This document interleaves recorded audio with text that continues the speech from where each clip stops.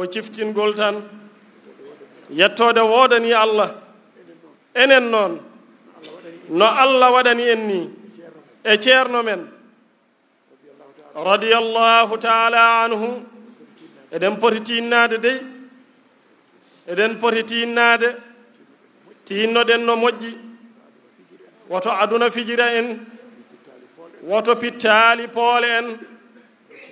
woto seyɗane dañ emen laawol jogoɗen haaju e diine men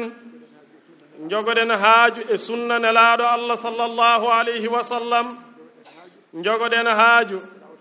e laawol cheikhana ahmada tidiani radiyallahu taala anhu jogoɗen haaju e almudagal men so Allah rokkima ceerno timmuɗo annini eto wonde almuɗo jiɗɗo timmugol jiɗɗo timmude e almudagal mum wona ko weeɓi kono kala ko neɗɗo darti Allah tawtimo hen e gonɗugol makko he e laaɓal makko he ɗum newanomo ko wiyete ceerno ko noon wona sababu nde wasade ala koye sifa jettugol Allah ko wiyete ceerno ko ɗum Allah rokki en ɗum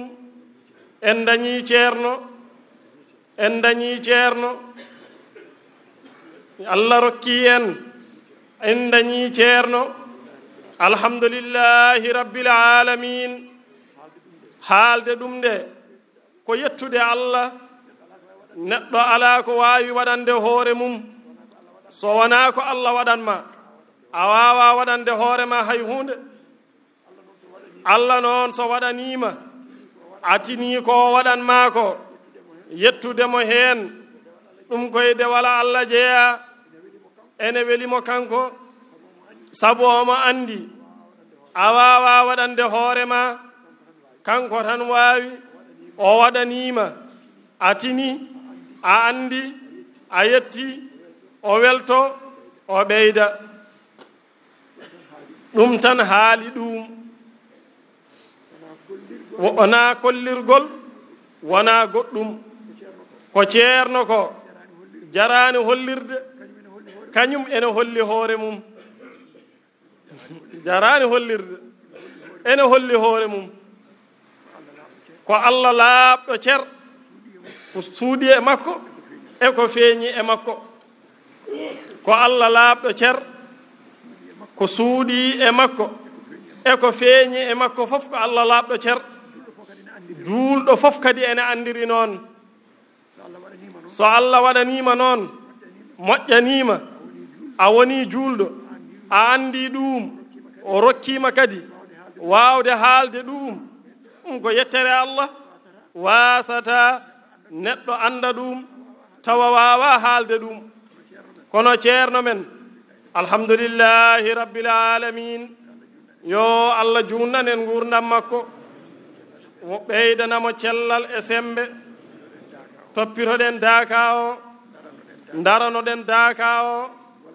gollanen daaka o mbaɗen hen warñede men mbaɗen hen jawdi men mbaɗen hen warñede men mbaɗen hen jawdi men eɗen ñaagui Allah subhanahu wa ta'ala e jurum ndeeru mum e moƴƴere mum e ɓural mum yo Allah newnanen wadde hen no ceerno men yiɗiri radiyallahu ta'ala anhu Allah waɗana en hen moƴƴere nde ganduɗa ɓerɗe julɓe fofof ene ɓuuɓa hen yo Allah waɗana en ɗum bi jaahi rasulillahi sallallahu alayhi wa sallam ceerno wi ko wona ɗum kone kadi enen kam eɗen gandi ceerno men radiyallahu ta'ala anhu omo haalanno habaru daaka omo reentina hen gargol rewɓe